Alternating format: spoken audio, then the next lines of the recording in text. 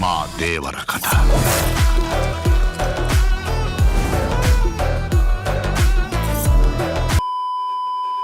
July 18న ఏం జరగబోతుంది? ఇంకొక సినిమా యాక్టర్ మళ్ళీ సీఎం కాబోతున్నాడా? రాజకీయాల్లోకి రాబోతున్నాడా? ఎలక్షన్లో పోటీ చేసి ఎమ్మెల్యే కాబోతున్నాడా? అసలు రాజకీయ పార్టీ ప్రకటించబోతున్నాడా?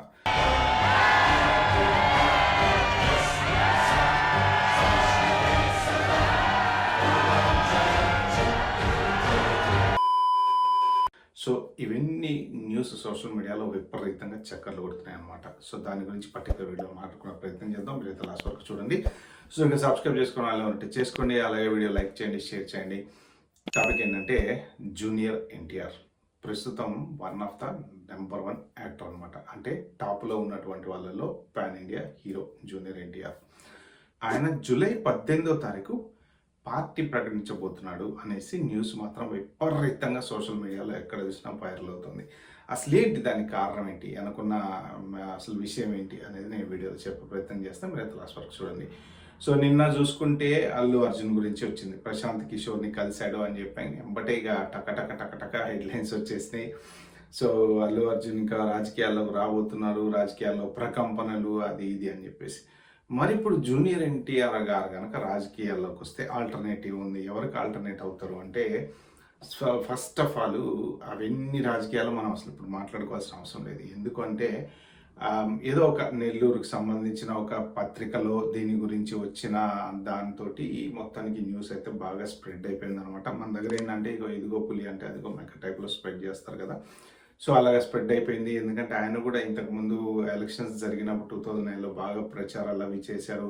సో మా తాతగారి పార్టీ అని చెప్పేసి, పార్టీ మీద నాకు అభిమానం ఉందని చెప్పి ఎప్పుడు అంటూ ఉంటారు. కానీ బట్ మరి ఇప్పుడు ఉన్న పరిస్థితులలో అంటే అసలు వచ్చేటువంటి న్యూస్ ఏంటి సోషల్ మీడియాలో అంటే, ఆయన ఈ సేవా కార్యక్రమాలు మొదలు పెడదాము 18వ తారీఖు అని అనుకుంటున్నారంట. అభిమానులతో కలిసి ప్రజాసేవకి సంబంధించినటువంటి కొన్ని కార్యక్రమాలు స్టార్ట్ చేద్దాము, స్లోగా అవి నెమ్మదిగా అలా చేస్తూ ఏదో ఒక రోజు ఎలక్షన్లో ఎంట్రీ అవుదాము అనేది. ఎందుకు అంటే అందరు చెప్పడం ఏంటంటే, ఈ విజయ్ సక్సెస్ని చూసి అందరూ కూడా సినిమా వాళ్ళు కూడా సక్సెస్ అయ్యి సీఎం అవ్వచ్చు అనేది ఆలోచిస్తున్నారు అనమాట. సో విజయ్ అందరికి ఒక ఎగ్జాంపుల్. ఇప్పుడు ప్రతి రాష్ట్రంలో కూడా ప్రతి ఒక్క యాక్టర్ ఎవరైనా సరే పాలిటిక్స్లోకి రావాలనుకున్నప్పుడు విజయ్ మాత్రం మంచి ఎగ్జాంపుల్. ఇంతకుముందు విజయకాంత్ వచ్చాడు తమిళ్లో.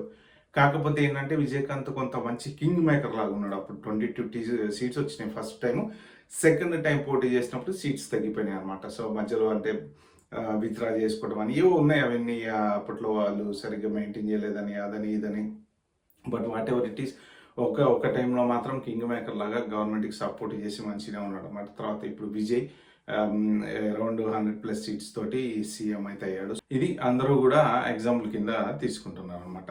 సో అయితే ఇప్పుడు మరి జూనియర్ ఎన్టీఆర్ గారి పరిస్థితి ఏంటి అంటే, ఆయన సేవా కార్యక్రమాలు చేయటం, ఎందుకంటే ఫ్యాన్స్ అభిమానులతో కలిసి చేస్తుంటారేమో, కానీ రాజకీయాల్లోకి రావడం అనేది మరి అది కొంచెం డౌట్ అని అనిపిస్తుంది. ఎందుకంటే ఇప్పుడున్న పరిస్థితుల్లో ఈ కుళ్ళు రాజకీయాలలోకి వీళ్ళు వచ్చేసి అంటే ఒక మంచి సినిమా చేసుకుంటున్న టైంలో ఇప్పుడు రాజకీయాల్లోకి వచ్చారంటే ఏమవుతుందంటే, మళ్ళీ సినిమా మీద కాన్సన్ట్రేట్ చేయడం అనేది తగ్గిపోతుంది. ఇప్పుడు టైం స్పెండ్ చేయాలిగా. ఇప్పుడు పవన్ కళ్యాణ్ గారు చూడండి, ఆయన టైం స్పెండ్ చేసి తిరిగి పార్టీలకి ప్రచారాలు చేసుకొని ఎలక్షన్లో పోటీ చేసి 22 ఎమ్మెల్యే సీట్లు గెలిచి, సో ఇప్పుడు ఆయన డిప్యూటీ సీఎం అయ్యాడు అనమాట. అంటే దానికి ఎంత కష్టపడ్డారు, ఎంత కృషి చేశాడు, ఆయన ఎంత హార్డ్ వర్క్ చేశాడు.